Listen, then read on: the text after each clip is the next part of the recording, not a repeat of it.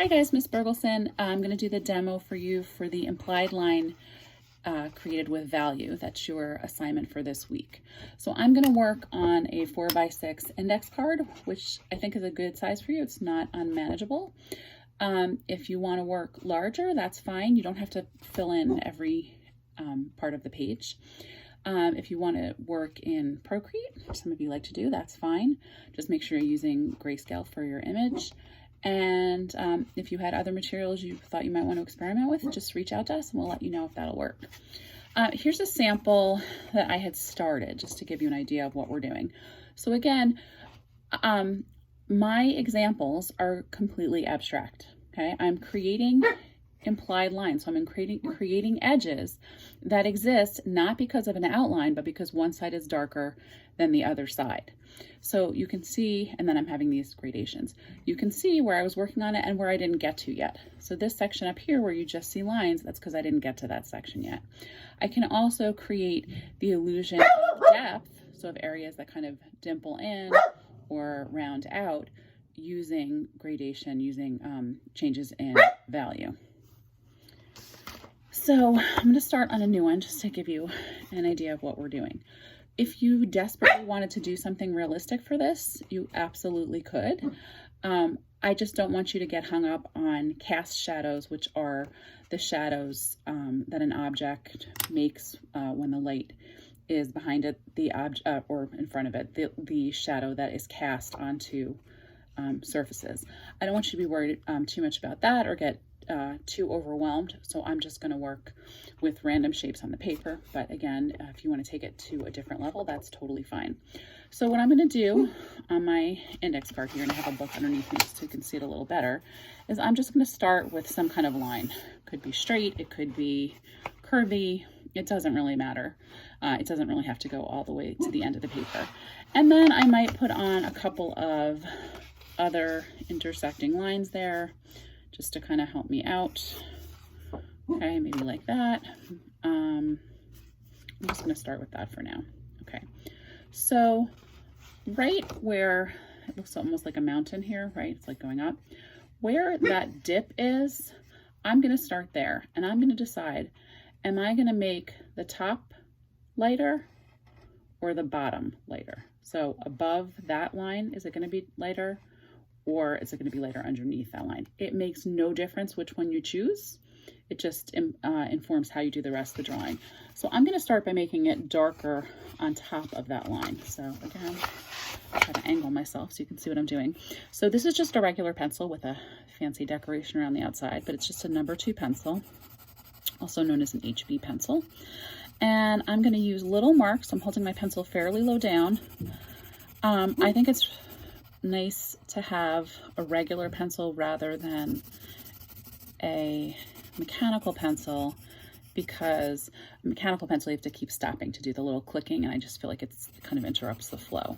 And so what I'm doing is varying my pressure, which is how hard I press, right? But also my density, how many times I go over the same area. So if you did a value scale in Miss Manoli's class already, you're familiar with this. Even if you didn't do a value scale, you're probably familiar with this as a technique, right? It's called cross-hatching because you're making lines that crisscross to create this range of values, okay? So now I have this area that's darker and then gradually getting lighter as I go higher. Now, some people really like to use their fingers for smearing. I'm not 100% opposed to that. I'm not going to say I've never done it, but there are people that will have a fit if you do that, because when you use a finger to press onto the graphite, the oils in your finger in your skin will really force that graphite into the paper and make it harder to erase.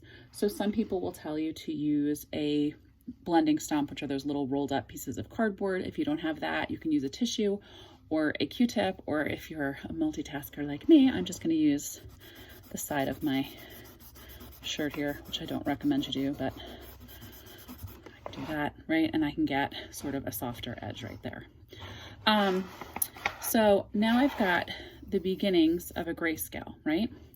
Rather than just going dark all the way along this edge, what I want to do is now let this fade out. So where this line now exists, right? So it's an implied line here because you have the dark next to the light. But now as this is getting lighter on this side, the line is showing up more. So what I'm going to do is shift it. And I'm going to start to make my darks underneath that line. Oh, my poor book is getting drawn on. Oh well.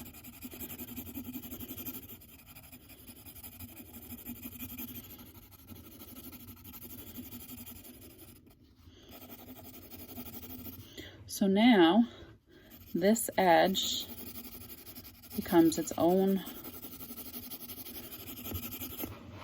gradation, right? Now I've got this interesting thing happening here, which I'm going to go into. So I'm going to fill in that little point really intensely. But now my implied line has kind of disappeared because it's kind of all the same shade of gray. So you can use an eraser. Just be careful with pencil erasers because sometimes, especially those pink ones, will sometimes kind of, rather than pulling up, graphite will kind of leave like a nasty little trail.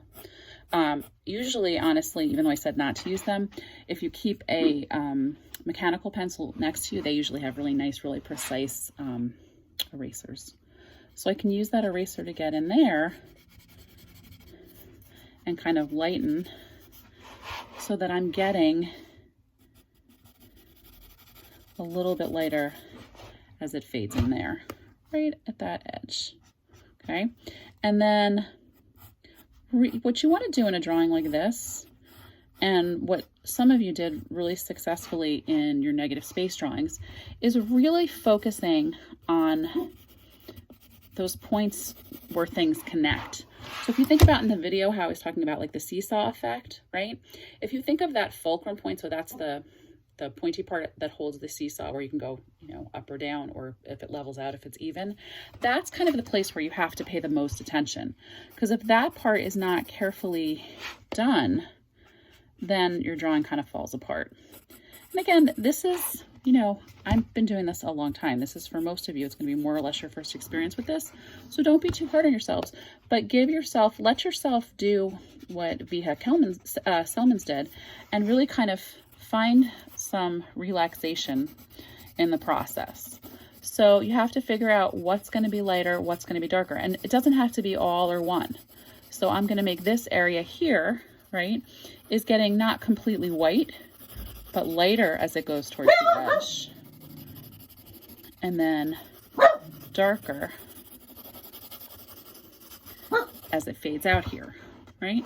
And I don't even necessarily have to carry it all the way to all of the edges of the paper, but I do want you to have a line where the value shifts. So this kind of mountain range line that kind of goes across my paper, the top is darker in some places, the bottom is darker in some places, and it's always in the reverse. So I don't want you to have any lines like this left. So for this line here, since I was already darker on top of this shape and lighter on the bottom, I'm going to shift it. So here, I'm going to fill in darker. And again, it's not just, you know, total black. I'm going to let that fade out. And by using small marks, by holding my pencil fairly low down, close to the pencil point, and keeping my hand kind of close to the paper, boop, and using my eraser too, I can start to get that effect that the line itself disappears and the edge is created by a change in value. And then I can keep playing around with that. So if we go back to this guy over here that I had started before, the part that I would still need to work on, there's a couple parts, but one of them is right here. So here I could say, oh, I'm gonna let that part get darker in the corners and then start to fade out. And then here, let this start to fade so it's darker, fading into lighter. So this is that like fulcrum point that I'm talking about. I have to really pay attention to just where this becomes white and starts to fade away. Thank you, Lulu. Lulu's drawing attention to the importance of this particular part of the assignment, right? So now it doesn't just, it's never just a line. It always kind of fades. And if I wanted to, I could do some more fading effect here. Ah, yes. Right.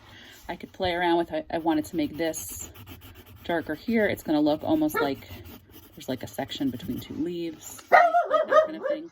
So again, your entire paper doesn't necessarily have to be full. I'd like it to be probably a little bit fuller than this, but you can think about creating different shapes. And again, if this is a shape that I'm going to do here now, the idea is not, oh, I'm going to make that shape dark and I'm going to make the background light, or oh, I'm going to make this part light and the background dark, which is what we did in the last assignment. The idea is that within a shape, there's going to be a value shift. So this might be darker on top, lighter on the bottom. And if this is darker on top, lighter on the bottom, then the background is going to do the opposite, darker on the bottom, lighter as it works its way up. Okay, so again, this doesn't have to take over your life. This should be probably like 20 minutes of drawing, I would say. And just make sure that you're constantly playing around with having a shift so that a line is defined not because one whole side of it is dark and the other side of it is light, but because there's that bouncing effect that's happening. Okay, we look forward to seeing your work. Bye.